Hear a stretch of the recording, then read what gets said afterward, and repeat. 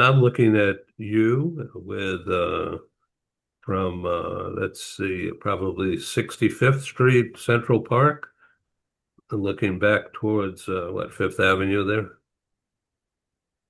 Yeah, I think it was certainly Central Park, and probably around 65th Street. You're absolutely right. Yeah. Yeah, just around there.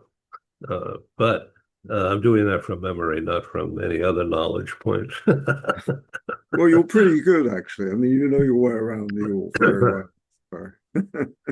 So I was recently reading, and I brought it up right here in front of me now, your market update that you published online for everybody. And it's full of good information, everybody. And if you don't have it, you should get it from James Moss.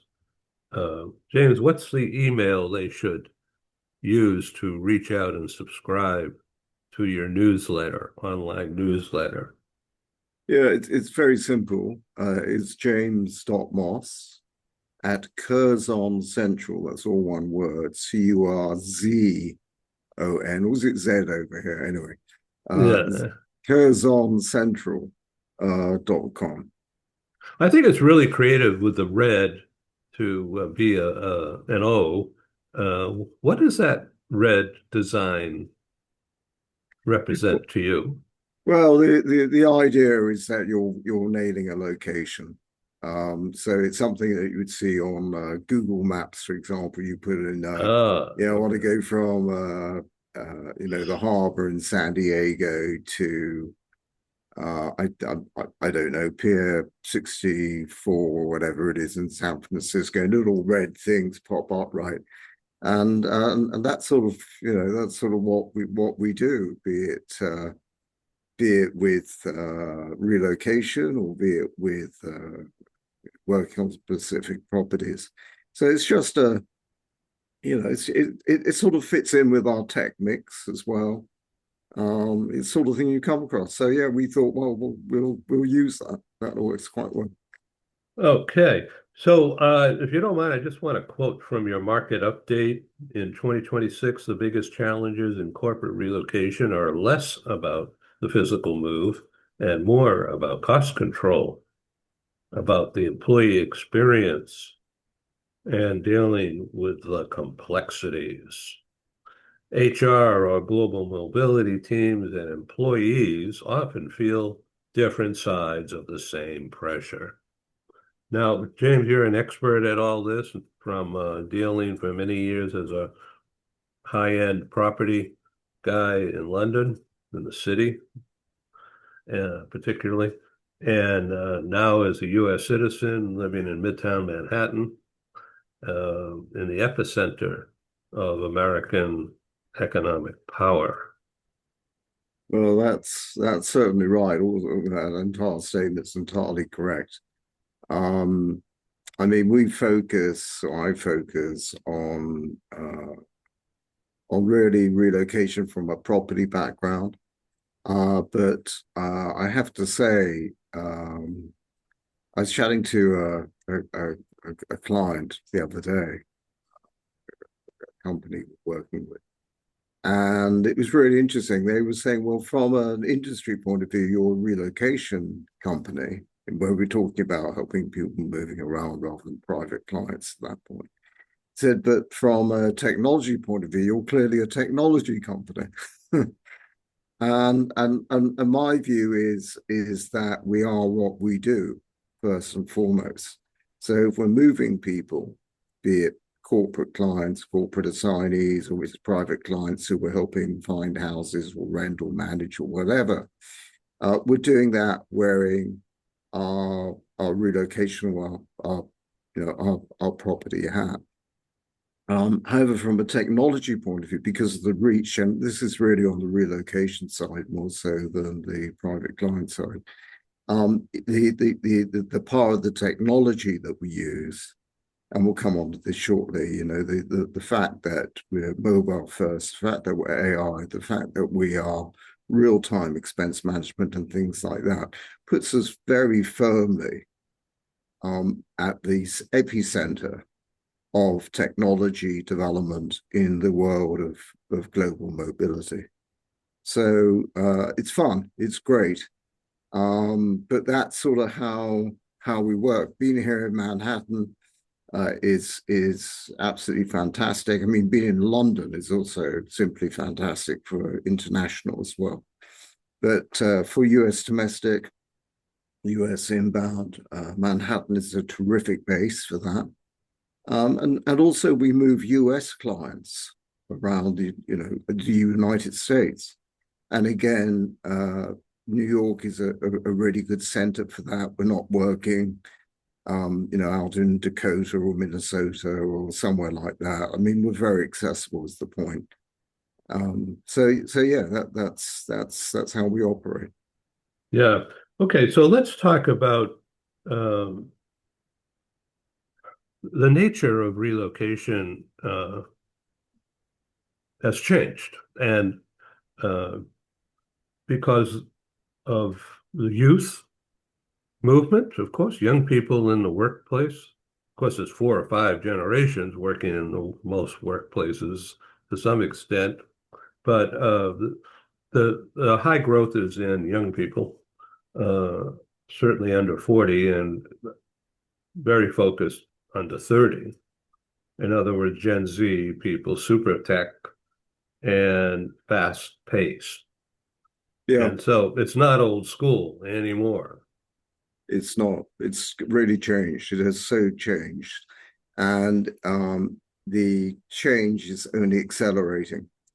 I've put a few slides together, which I'd love to see them. yeah, it might be worth having a look at because it's very fast moving. I mean, also we have the war going on in Iran now. We have the whole Middle Eastern uh, sector sort of how could I say becoming front and center.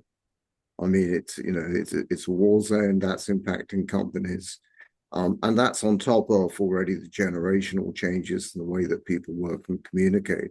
So we're at a really interesting moment in time, in fact, where all of this is sort of coming together. Maybe not in a way that was expected or planned or necessarily desired.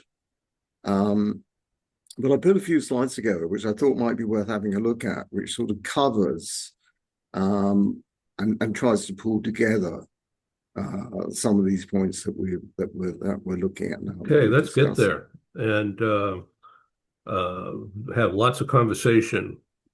Okay, And this is being recorded. okay. So just give me a second. People want to get out of the area to a safer area. Um, is that going on? We could cover that at a different time, but if you'd like to comment on that, I know it would be really interesting breaking news. Well, it's happening. I mean, I know a number of people really have also from our private client side. Work with quite a lot of bankers and other professionals, wealth management professionals, particularly in London. And they have people out in the Middle East. They have them in Kuwait. They have them in Dubai. They have them in Abu Dhabi, and they've been pulling them out. I mean, like really quickly. And some have gone back to. There's a lot going back to London, a lot going back to the UK. One of the people I work with is gone back to Switzerland. They're just moving out, and some are now moving back, which is interesting. So you've got this churn. Um, so looking at this slide, which is fairly dramatic, but I think really sort of does tell the story in the Middle East about the uncertainty, about the real risk of escalation. Um, I think this could be a very drawn out affair. I think it's not going to get solved overnight. The parties involved very distrusting of each other. Um, Apart from the sort of physical damage of missiles and drones and so on around the region, um, what you've also got is the economic tailwinds behind all of this. I mean, it's going to take a very, very long time. It's going to take years, but it certainly could take a very considerable time before the supply chain starts getting back to normal again. I'm not just talking about getting oil and gas through the Straits of Hormuz here. I mean, the knock-on effect in places like Asia is absolutely catastrophic at the moment. In the Philippines, for example, there's no oil reserves. So we have this very complicated situation. I mean, just picking a couple of things out on this slide. I mean, the disruption is obvious for everybody. The cost surge is huge. Prices are escalating everywhere. Again, it's not just oil, which is up and down like a yo-yo at the moment.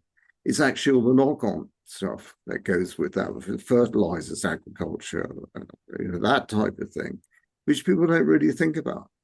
And that affects the cost of food, and it affects inflation, and so on and so forth. Companies who move assignees around, move employees around to work, are taking a very different view there, and they have been for a while. They are looking for a lot more flexibility. They're looking for a relief on cost pressure. There's huge pressure on costs right now. And this, I say right now, this has actually been around for a long time. Just as no one's really come up with a sensible solution, because the big relocation companies are so entrenched in their ways. It sort of goes against their best interest to pursue that type of model.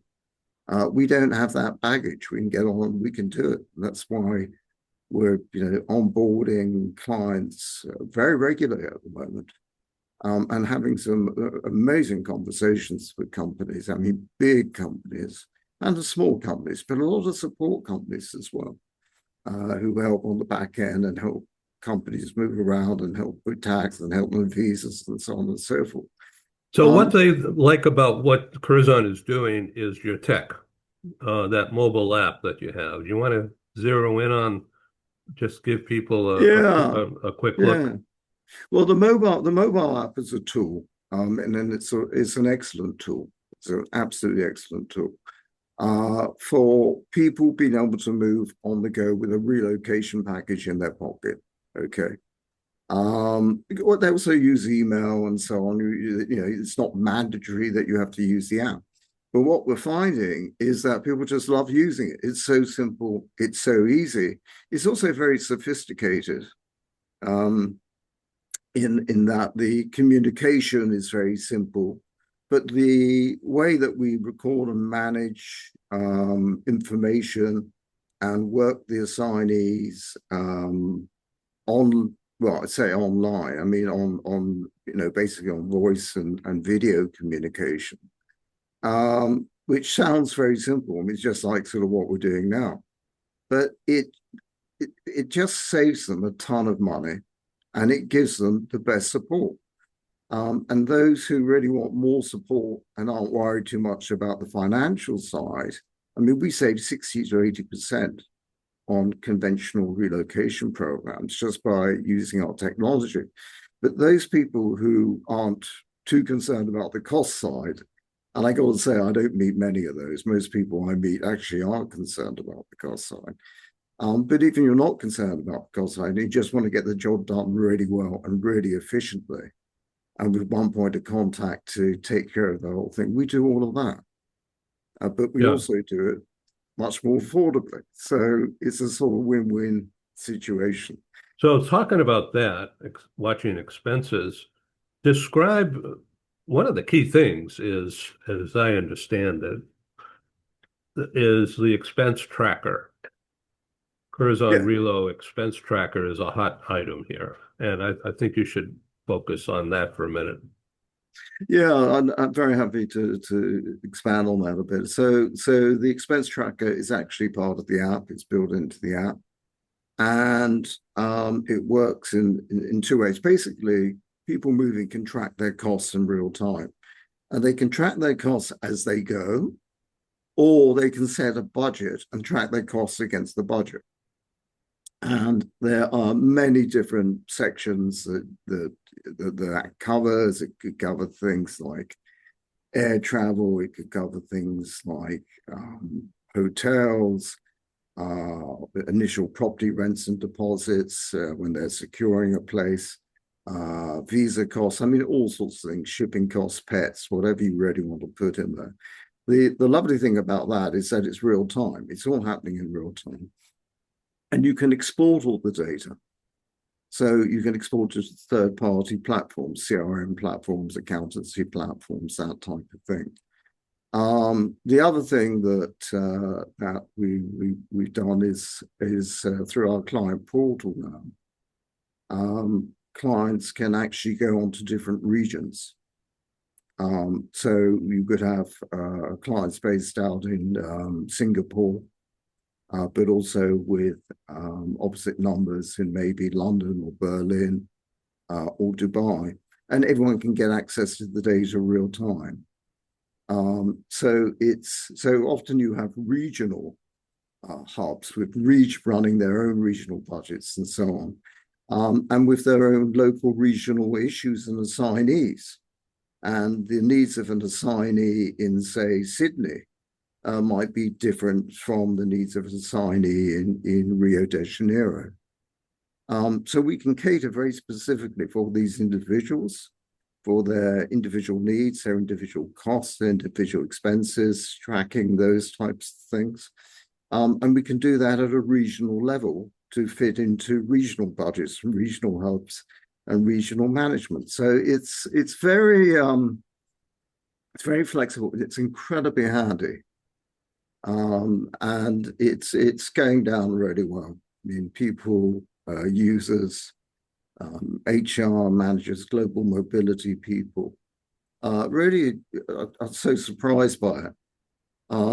The other thing which is really important is AI. And we have AI built into the app. So you can actually create your own relocation program almost within, well, I can say seconds. I mean, certainly within a minute or two. And you can drill down on that. And we can deliver those programs as well with real human people, relocation advisors supporting in the destination location, or remotely from elsewhere. So the flexibility is absolutely fantastic, and the cost savings are great, and the application of AI as a support tool is extraordinarily powerful and really, really helpful. And the thing with us is that you only, to turn a phrase, you only pay for what you need. So if you need something fairly basic, and you're talking about Generation Z, for example, who may not want, or need or be given a sort of full-on traditional package, it's absolutely ideal for those guys. Anyone who given a lump sum of money, who wants to save some money, but get the job done really well, it's perfect for them. But it's perfect for anyone moving, frankly. Yeah, fascinating. Really, yeah, especially when people have to evacuate. Well, exactly that. And it's interesting. If people have to evacuate, we have an amazing network of contacts to actually pull people out. We haven't had to do it yet. But we work with, we work with lawyers, and we work with accountants, and we work with back-end advisory people and all sorts of things. But one of the groups we actually work with are independent security consultants, who are particularly strong in the UK. And we have long relationships with one or two of those companies. And they will send people over to help bring people out. And it's really great actually. It's almost like a sort of an expanded business concierge service. Um, and a number of other companies. I noticed wealth managers have started doing this recently. So it's an interesting world. So the service that you provide is multitasking because these people need care. They need constant communication capability, not to be isolated, especially during difficult times. Yeah, yeah. And your tool does that because it's online all the time. You don't have to try to reach people by telephone or send an email, although that's certainly part of it. If you just get a message using instant We communications. Yeah, we exactly instant communication. We do it through the app, which has its own communication module built into it, which is fully encrypted and secure, can't be hacked, can't be listened into. It's also GDPR and data compliant in the EU, the UK, US, and so on. It's instant. It's right at your fingertips, and you know use it like you would any day use your mobile phone. Simple as that, really. Fascinating. Okay, so show me another slide. Yeah, sure. So let me find the right button here. There's always fun and games with these things. Just give me a sec. Okay, so slightly different touch now. So I thought what we would do is two of our main markets that we work in are London and New York, as you know. And it's very interesting with the war going on, the impact that that's having back in, for instance, the UK. And again, we've talked about Generation Z and the technology and all the rest of it. So I thought we'd just have a quick look at what's happening in both the sales and rental markets. So the reason I use both is that we do represent buyers in London and New York, and we do, many people relocating. Although they tend to rent, we do actually run into more and more buyers these days. And sometimes people want to rent their properties out if they're going away on assignment, and they don't want to sell. They want the properties rented out, or they just want them looked after. We provide a vacant management service for those types of clients, both in London and New York. So that's why I put a little bit here. But I mean, the London situation is that sales prices are basically crashing right now.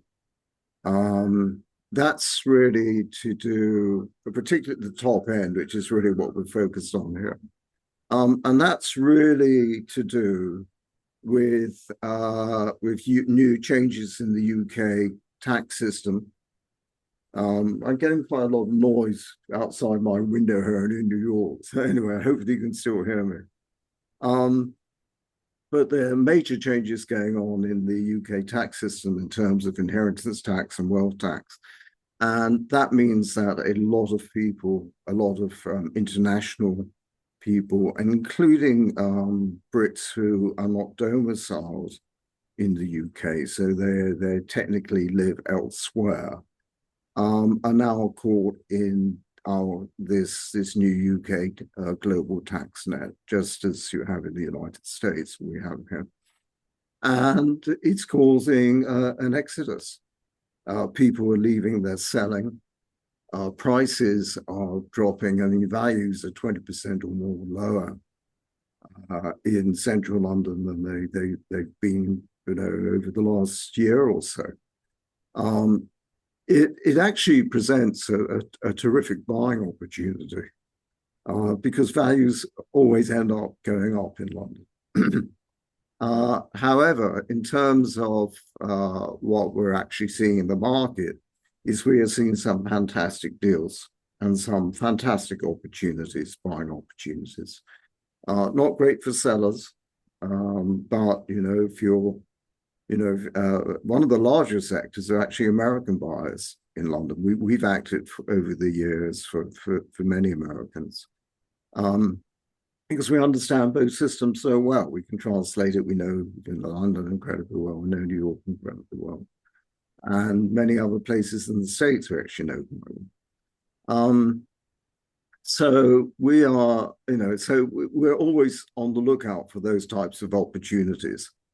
And at the moment, London just keeps looking at like a better and better value for someone who wants to buy a quality property there. It doesn't have to be a mansion. I mean, we're looking at Holland Park mansions in this picture. But just a regular 1 or 2 bedroom flat, an apartment, a pied à terre, whatever you're going to be. Everything is at a discount right now. So it's a really exciting opportunity. In terms of rental markets, the rental market's been surging. There's not enough supply. And rents are really high, and they keep getting higher. There's a whole new raft of legislation coming in to protect tenants, called the Renters Reform Act 2026, which comes into effect in a few weeks' time, actually, on the 1st of May. And that changes the whole game for landlords in terms of, somewhat in terms of tax, but very much in terms of protections for tenants. Rents can only be put up once a year, only by a limited percentage. You can't, it sounds crazy actually, you're a sort of marketeer, but you can't take any bids. If you're renting a property, you can only take the price that you're renting it at as the accepted price of the rent, if you sort of follow my meaning. So let's say you're renting a property out at £2,500 a month, okay? And someone comes along and offers you £3,000 per month. Well, you can't actually take that. You can only take the 2,500 a month under new legislation, which is really a bit ridiculous, frankly. That sounds it, yeah. Boy. It's crazy. Yeah, it's crazy. Because the renter's not getting hurt, but it's a benefit to the tax system as well. Well, it's scaring landlords away from the market. People saying, well, why invest in real estate if we rental real estate, if we're capped in this way. Also, there are only so many things you can set off in terms of expenses.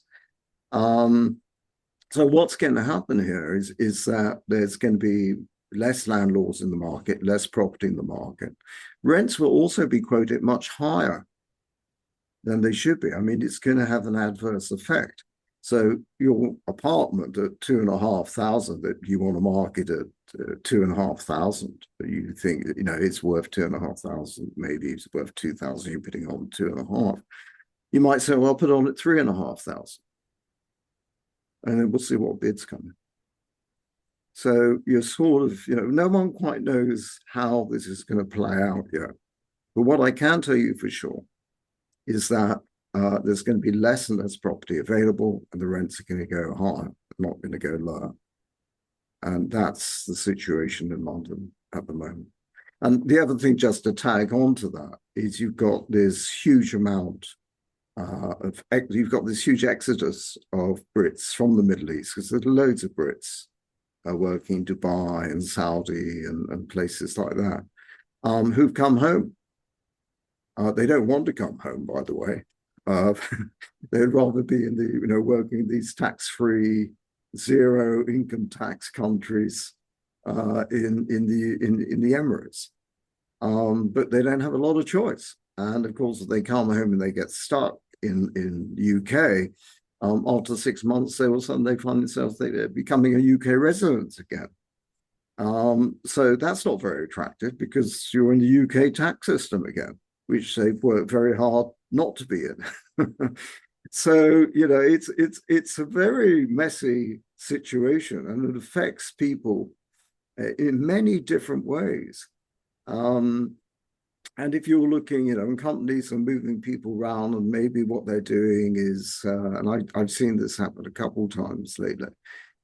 People who usually would be based in the Middle East, they pull them back and they base them back in the UK. They work remotely and they get up at 3 o'clock in the morning to start sort of teleconferencing and so on with people and their colleagues out in the Emirates or wherever it's going to be. So it's not ideal from anyone's point of view. And then you've got international companies and domestic companies who are relocating people into London, into the UK, and there's a shortage of supply. So you've got everyone fighting for a very limited supply of stock, and the rents are going up, and it's a bit of a battlefield. So now, how is the new mayor of Manhattan? Um, how's he doing? Is it just BS, or is he uh, actually trying to do what London is doing? Well, it's interesting. I mean, he's just done his first 100 days, right? And I guess the biggest thing he's done so far is that he's bringing in a wealth tax, if you like, an enhanced mansion tax on properties worth over $5 million, and he's pushing that through at the moment. So you have a property, you own a property, and you're not a you're not a resident, although it may apply to residents. I'm not entirely sure. I need to see the small print, but basically, if you have let's say you live in Florida, for the sake of argument, and you've moved down to Florida and you're in Miami and you're in the finance world or something, and you've kept a comfortable pied-à-terre on Central Park, which we're looking at here. We're actually looking up towards Harlem. So but let's say we're standing on these lovely skyscrapers with this stunning view in our sort of 1 or 2 bedroom apartment. There's a really very high probability that's going to be worth well over 5 million, and you're going to be paying tax on that.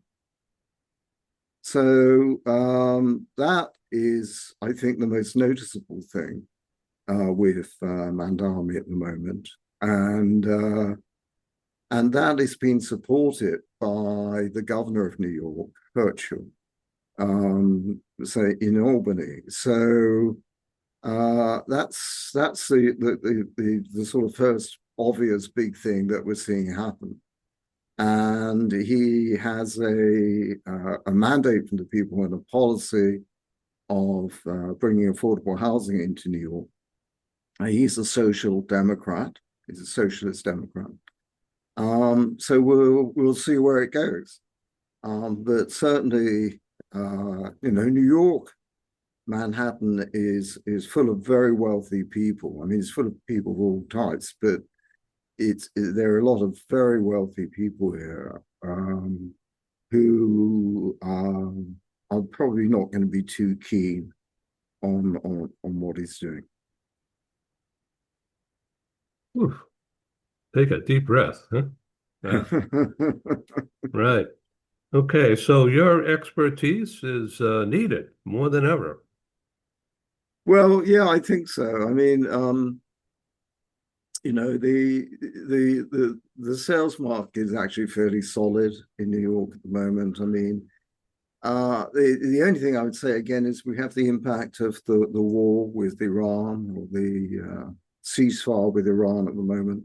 It's pushed up mortgage rates. Okay, so that means that people who would usually be looking to buy at this time of year, and we're talking about the spring, of course, which is prime buying season. in many locations, Manhattan and New York and London. They're not buying, they're renting. You know, they don't want to buy, or they can't afford to buy. They want interest rates to come down.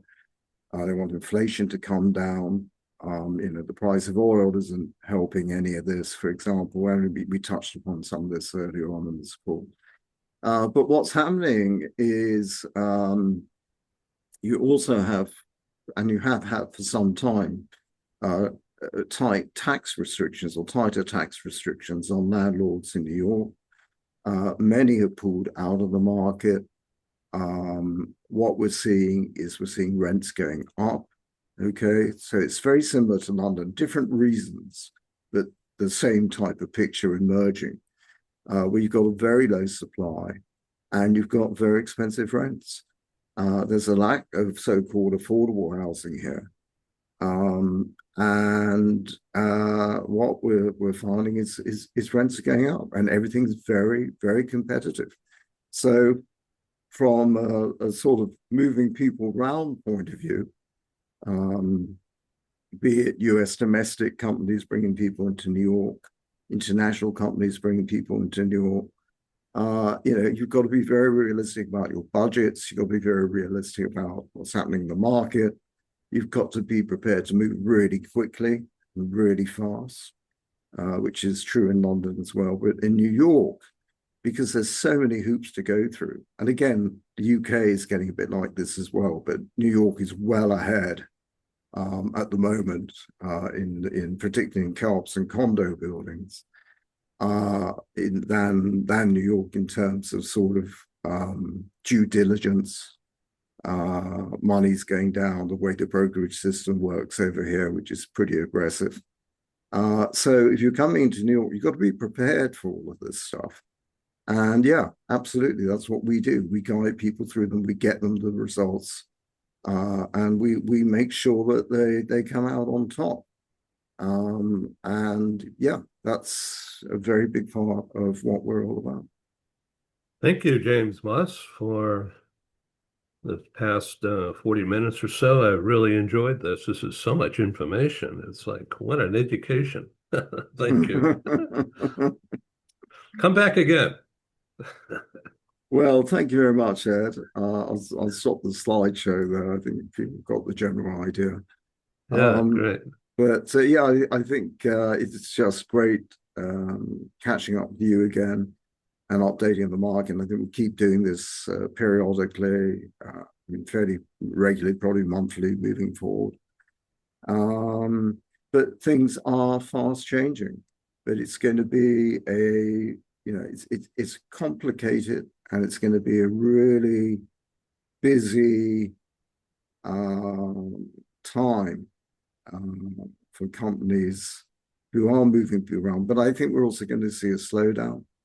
I think with all the uncertainty going on, a lot of organizations will choose not to move people, or just sort of put everything on hold. Individuals moving will rethink their plans.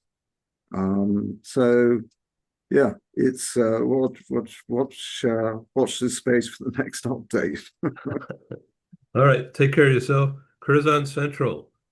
Your website? CurzonCentral.com. You can find everything at www.curzoncentral.com, including links to our relocation side, which is almost like a separate business. And there's a separate web address for that, but you can, which is www.curzonreload.com. But you can find, wherever you go, whichever site you go to, you can find everything. So everything is there. Okay, cheers. Excellent. Well, thank you very much, Ed. It's been great catching up. Thank you. Bye-bye now. Signing Cheers. off from San Diego, and James is in Midtown Manhattan.